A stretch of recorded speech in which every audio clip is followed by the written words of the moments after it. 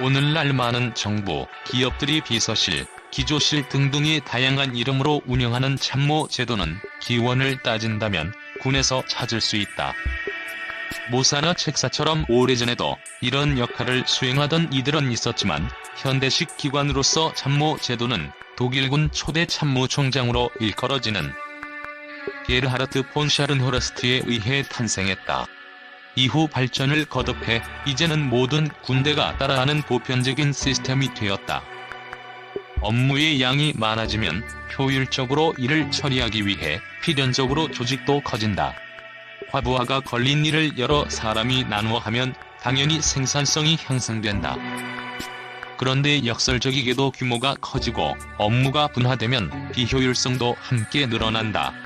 일단 결제나 협의 단계가 많아지면서 이전보다 의사결정에 시간이 더 걸린다. 어처구니 없지만 종종 최고 책임자까지 보고가 늦어져 낭패를 보는 경우까지도 있다. 최고 책임자에게 조직의 거대화로 나타나는 이러한 문제는 상당한 고민거리가 될 수밖에 없다. 마음으로는 모든 일을 챙기고 싶지만 아무리 부지런해도 불가능하다. 그래서 권한을 위임하고 중요한 것만 결정하는 방식이 대부분이다. 이때 힘을 발휘하는 것이 참모 제도다.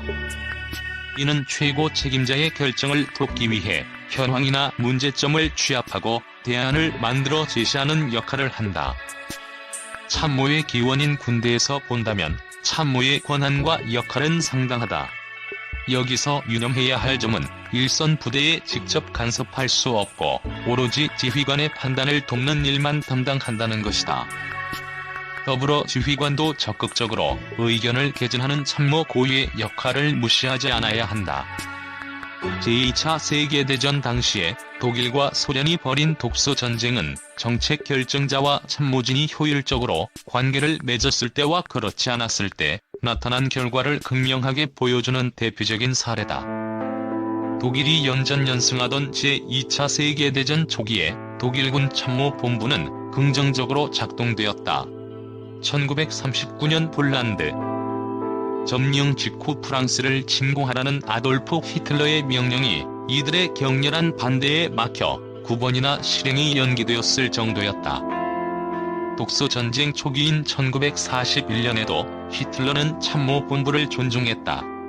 8월에 시작된 키예프 전투는 훗날 논란을 불어왔지만 검토 당시의 참모진의 절반 정도가 찬성했을 정도여서 히틀러가 독단적으로 실행을 결정한 것은 아니었다.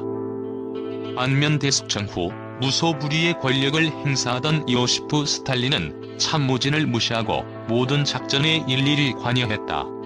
무조건 현지 사수 명령만 남발하다. 연이은 대패를 자초했는데 패배한 부대장을 소환해 사형시켰을 만큼 강압적이었다.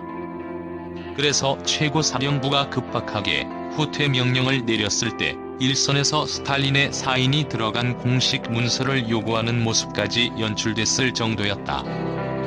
그렇게 소련은 전쟁 개시 석 달 만에 무려 약 400만 명의 병력을 상실했다. 그러다가 그해 겨울 모스크바 전투를 기점으로 상황이 바뀌었다. 패배에 격노한 히틀러는 그때까지 독일의 승리를 이끌어온 수많은 명장은 해임하거나 좌천시키고 자신이 직접 독일 육군 최고사령관에 올라 자살하는 그날까지 모든 작전에 일일이 관여했다. 하다못해 최전선에 배치된 주요 기갑 부대의 지휘도 직접 행사했다. 독일군 특유의 영민함을 자랑하던 참모본부는 히틀러의 명령만 출납하는 기관으로 바뀌었다. 반면 연이은 대패를 겪은 후 자신의 능력 부족을 깨달은 스탈린은 키예프 전투 패배 후부터 한 발 뒤로 물러나 군부에 대한 간섭을 줄여갔다.